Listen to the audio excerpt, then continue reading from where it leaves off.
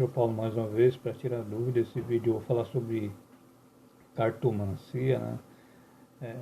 Sobre consultar cartomantes e coisas do tipo.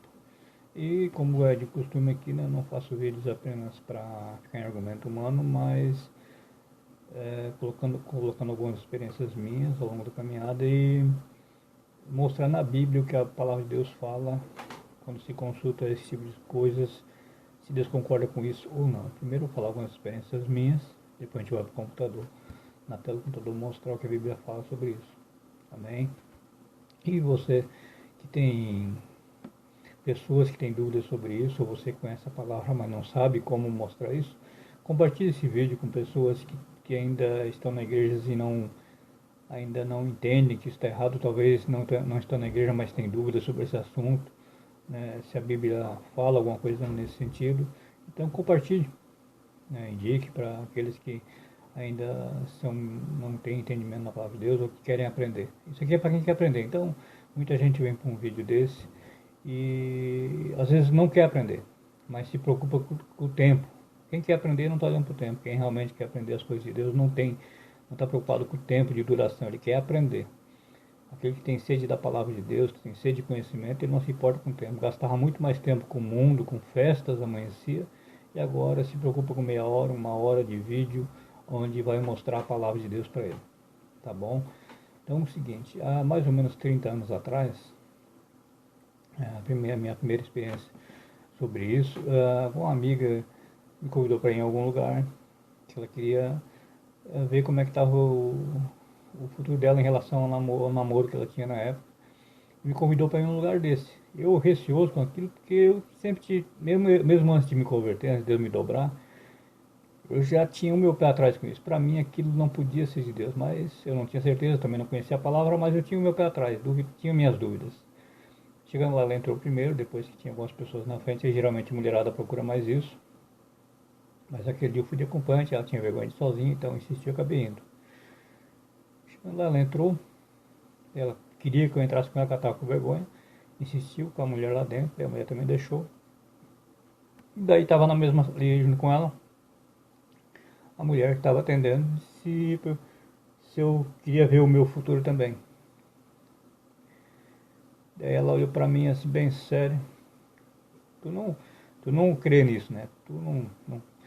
Tu não acha que isso aqui é real, né? Eu não disse nem que sim, nem que não. Fiquei olhando para ela, né? Ela perguntou o meu nome, eu não respondi. Ela assim, para ver o que ela ia dizer, né? O teu nome é Pedro ou Paulo? Então não chutou longe, né? Nunca tinha me visto na vida. E ela começou a botar as cartas. Eu disse, tudo bem. Não quer dizer que eu sou obrigado a acreditar, mas se ela quer botar, colocou. E ela foi botando as cartas, apareceu raposo, daqui a pouco apareceu um caixão. Daí aquilo já me balançou, né? Peraí, tá vindo um caixão sobre a minha vida? Será que eu vou morrer? Alguma coisa nesse sentido? Tá, já que a senhora tá vendo isso aí, a raposa, eu fiquei pensando assim em amigos, coisa assim, né? Traição. E ela realmente disse que tinha a ver com isso. E o caixão disse, não, eu te vejo numa cama quase morto, tu não vai morrer. Mas vai passar perto da morte. Então cuidado com os teus amigos. E ele disse que eu ia casar, que eu ia ter um casal de filhos. Quase tudo que ela disse aconteceu. E eu saí de lá, não crendo muito naquilo, com o meu pé atrás, né? Mas de certa forma mexeu comigo. Ela disse que via eu quase morto numa cama. Então já me balançou, né? Não, já me deixou com dúvidas sobre o que eu acreditava ou não naquela hora. Passou 6 meses depois, como ela falou, e naquele dia eu levei um tiro de um amigo meu, por causa de uma situação que eu não tinha culpa na hora, mas depois com o tempo tudo isso acertou, depois Deus me dobrou, eu pedi perdão para ele, perdoei ele, né? Mesmo eu não tendo culpa de ter levado o tiro, né? Mas a Bíblia nos ensina a perdoar e a pedir perdão, independente de quem está errado. E eu fiquei na cama para morrer. Eu levei um tiro, fiquei 9 dias no hospital. Pelo médico, na época, segundo o médico, foi porque eu era novo. Mas só que nas primeiras 24 horas, ele disse meu irmão que se eu escapar, eu tinha 24 horas para reagir. Que o tiro pegou na ponta da costela, 2 dedos para baixo do coração, ricocheteou, entrou no intestino, atravessando as tripas ali, estômago, perfurou 8 furos por dentro, entre tripas e intestino, né, e estômago. Depois, como ele disse para minha mãe, depois ele tirou tudo para fora, lavou que nem um porco e botou de volta para dentro, costurou sem costurar. Deu 20 e poucos pontos na minha barriga. Isso eu tinha 21 anos. Então ali eu fiquei um bom tempo balançado com aquilo. Mas mesmo assim tinha meu pé atrás com aquilo. Nesse meio tempo, até há 11 anos atrás, Deus me dobrou, fui para a igreja, me converti. Né? Deus mudou a minha vida. Hoje com misericórdia pega a palavra. Daí uma tia minha, eu não vou dizer o nome, não estou dizendo aqui para criticar ninguém, não estou aqui para criticar a religião, mas para mostrar o que a Bíblia diz sobre esse assunto. Daí cada um segue da forma que achar melhor, né? A Bíblia diz que um dia todos nós vamos prestar conta diante de Deus, então a gente está aqui para ensinar a verdade. Quem quiser seguir o que a palavra de Deus diz, amém.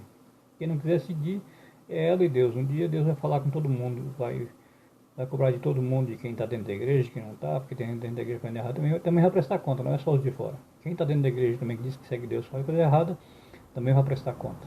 Amém? E essa minha tia veio na igreja ali, a gente convidou, foi lá, e a oração a princípio era para ser por ela e pelo meu tio. Né? E aconteceu que ela manifestou demônio. Quem frequenta igrejas evangélicas, eu também já passei por esse tipo de experiência depois de orar em pessoas. Né? Quem acha que isso é charlatanismo é porque nunca viu de perto ou nunca presenciou isso na própria família. Né? Então vê pela televisão, vê outros comentar, mas nunca presenciou assim ao vivo. Né? Então não sabe o que está falando. Pode ter charlatanismo, pode ter encenação. Eu não vou dizer que não possa ter, porque a gente não sabe, a gente não conhece o mundo todo. Né? A gente vê falsos milagres sendo simulados também para enganar as pessoas, e não quer dizer que Deus não faça milagres, mas tem muita gente que não serve a Deus de verdade ou não tem dom para aquilo, então ele quer crescer em cima do engano, enganando as pessoas. Mas vai prestar conta a Deus por isso. Daí aquela minha tia que dia manifestou o demônio, foi orada, expulsado. E quando ela estava voltando no carro embora comigo, ela disse assim para mim: ó, Paulo, algumas vezes ela veio passear, ela botou cartas para nós, usando as cartas normais do baralho. Né? Botava a carta e dizia: vai acontecer isso, isso, aquilo, tal, tal, tal. Quase tudo que ela dizia acontecia parecido. Né? Só que naquele dia, depois que a gente se converteu, a gente não procurou mais isso, né? E ela disse: pá, tá acontecendo um negócio aqui que tô achando estranho. Eu tô tentando lembrar o significado das cartas, eu não lembro mais. Por quê? Porque aquele demônio que manifestou, que era o que fazia ela entender ou dizer o que ia acontecer, a hora que manifestou, foi mandado embora. Ele não estava mais ali para botar aquilo na cabeça dela, o que ela tinha que dizer, ou qual era o significado daquelas cartas que botava na cabeça dela. Foi embora.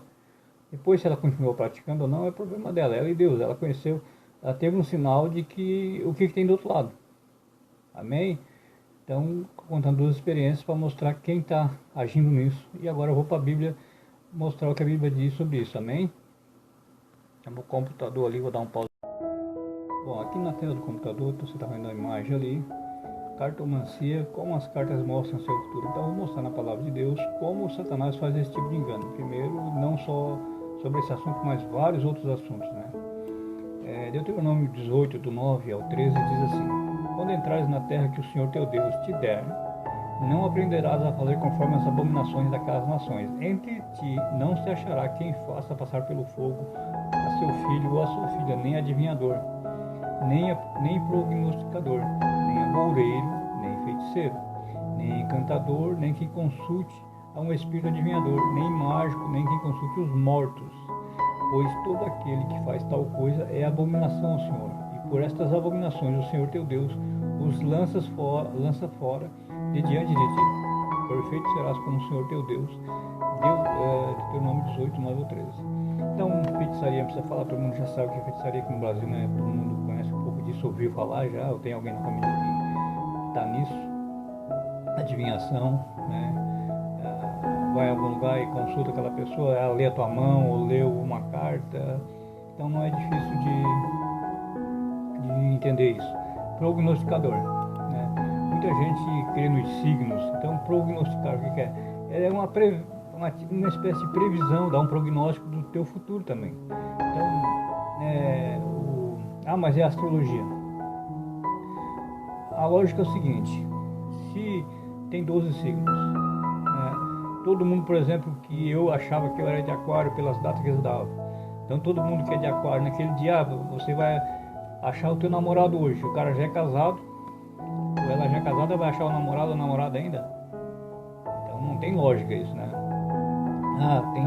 Você tá doente, daí todo mundo que tá naquele dia, que é daquele ciclo, vai ficar doente, vai morrer fulano. Então são coisas que não fazem lógica, né? Para não sei quantos milhões de pessoas com aquela mesma data de nascimento ou daquela fase daquele espaço dentro daquele mês onde diz que é aquele ciclo. Agoureiro fica agorando as coisas, né? Fica com aqueles pressentimentos que nem sempre é da parte de Deus, a maioria é demônio. Feitiçaria, como eu já falei, todo mundo sabe, encantador, faz simpatia, as coisas, faz encantos, né? Espírito adivinhador, né? Como falei, lê cartas, lê a mão, tá ali tentando adivinhar o teu futuro, para ti diz vai acontecer outra coisa. Eu estou falando aqui da parte do demônio. O Espírito Santo pode fazer algumas coisas similares. O diabo imita, né? Satanás, ele foi um anjo, ele tem dons, então ele imita os dons também. Nem mágico. O mágico naquela época era também fazer sinais também, não era a simples mágica de hoje. Embora algumas mágicas de hoje é tão, vamos dizer assim, tão difícil de ser só um truque. Algumas tem leves alguns indícios de que pode ter magia negra junto para enganar as pessoas. Não tem como, né? Aqueles caras que andam sob fogo, engole espada, come vidro. Então ali uma pessoa normal não consegue fazer aquilo. Tem que ter demônio no meio. Nem quem consulte os mortos. Então, espiritismo, essas coisas assim que vai lá falar com o morto, isso aí não vem de Deus. Amém?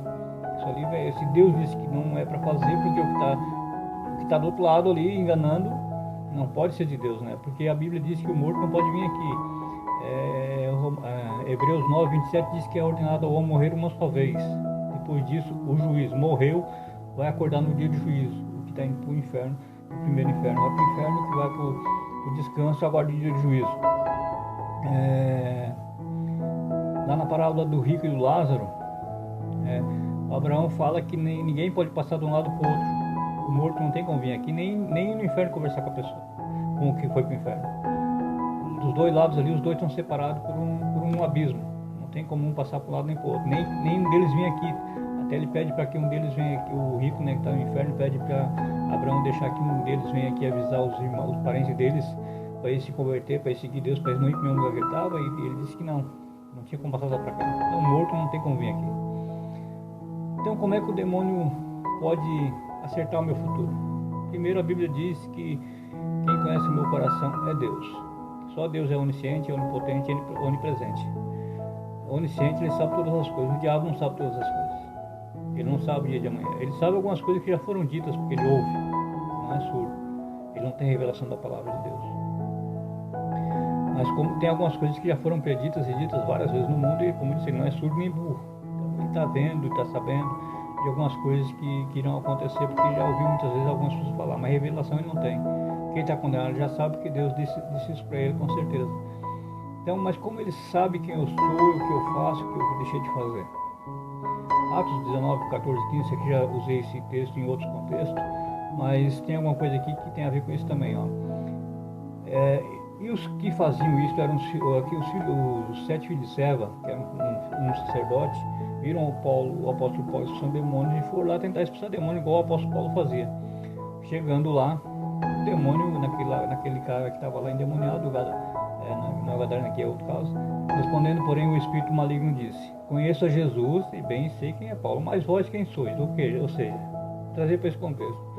É como se o demônio estivesse assim: não, eu sei quem é Paulo, eu sei quem é Jesus. Vocês pensam que são quem para vir aqui me expulsar? Não que o demônio não conhecesse eles. O demônio sabe quem era eles também. Só que eles não eram conhecidos no inferno como alguém que servia a Deus, que também conhecia Jesus. Então eles eram quem para estar querer expulsar o demônio? Se você ler o texto depois, vai ver que o demônio deu uma salva neles. Mas não quer dizer que o demônio não conhecesse eles. Por o demônio conhecer eles, é que sabia que eles não podiam expulsar ele. Por isso que o demônio disse: eu sei quem é Paulo, sei quem é Jesus, mas vocês quem são? Eu conheço vocês não são não tem nada a ver com Paulo nem com Jesus. Era isso que Jesus estava querendo dizer, que o demônio estava querendo dizer para eles também. Então, como o demônio sabe sobre mim, como eu já falei, estava aqui 1 Pedro 5, do 8 ao 9, diz assim: sede sóbrios. O que é uma pessoa sóbria? Uma pessoa que tem pé no chão, ela reflete, ela não toma decisão precipitada, ela analisa as coisas, ela não vai pelo impulso, não vai pelo sentimento, ela vai refletir, ela vai orar, se alguém serve a Deus, vai meditar naquilo, para depois tomar uma decisão. Então não é qualquer coisa que impressiona a pessoa sóbria. Vigiai, porque o diabo, vosso adversário, anda em derredor, proclamando como leão, buscando a quem possa tragar, ao qual resisti firmes na fé, sabendo que as mesmas aflições se cumprem em todos os vossos irmãos no mundo. 1 Pedro 5, 8 a 9. Então, se ele está ao meu redor, ele vê o que eu falo, o que eu visto, o que eu como, o que eu faço, deixo de fazer. Então, eu vou lá numa cartomante daquela, né, porque eu não vou mais, graças a Deus, mas vamos supor que você vá. Ele sabe quem você é, sabe o seu nome. Ele diz o que você faz, o que você está fazendo, mas ele pode, se você não serve a Deus de fato, ou você está dando brecha, ao passo que você, se você diz que serve a Deus, já foi no lugar daquilo, está dando brecha para ele agir na tua vida. Volte para casa correndo e peça perdão, se você diz que serve a Deus, foi no lugar desse. O que você faz? Ele vai dizer o quê? Ele não está acertando o teu futuro. Ele está dizendo o que ele vai fazer no teu futuro se você não permanecer em Deus. Porque o diabo só pode tocar em nós com permissão de Deus. Se eu estiver fora dos caminhos de Deus, como disse alguns irmãos, só tem duas formas de o diabo agir na minha vida: ou se eu der brecha, ou se eu não estiver obedecendo a Deus. Em qualquer uma das duas ocasiões, tudo isso é com permissão de Deus. Deus permite quando eu não obedeço Ele, e Deus permite quando a pessoa não está servindo a Deus de fato ainda. Então ele está lá fora, ele só não morre porque não é a hora, enquanto Deus não permite matar. Então o diabo tem como enganar a pessoa, porque ele vai lá e diz coisas que já conhece da pessoa, porque está ao redor, e depois diz coisas que ele vai fazer no futuro. Porque a pessoa não serve Deus, de brecha, ele vai fazer aquilo que ele disse. Ele só não... Por que via eu quase morto? Porque ele sabia que ele não ia poder me matar sem a permissão de Deus. Então ele via quase morto, através daquela mulher. Amém? Espero ter tirado tuas dúvidas. Compartilhe isso com outros irmãos. O próximo vídeo aqui, que está aqui embaixo, a imagem aqui, assédio sexual, né? Como evitar assédio sexual, que eu falo no contexto evangélico, tanto da parte de pastores com membros, ou de membros com pastores. Como se livrar disso, como tomar cuidado nas situações. Eu vou falar de colégio, como aconselhar meus filhos, porque hoje pessoas mau caráter ou que não são convertidos, não é só dentro da igreja que tem também. Tem pedófilo, tem doido em tudo quanto é lugar, que não se converteram ainda.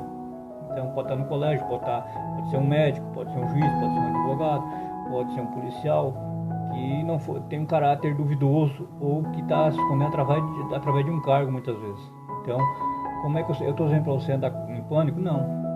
Você tem como evitar essas coisas e com o tempo ver quem é a pessoa de fato, aí você vai ver se pode confiar ou não pelas atitudes da pessoa. Então o próximo vídeo é assédio sexual na igreja evangélica, como evitar. Mas não vou falar só da igreja evangélica, vou falar também da parte de pastores.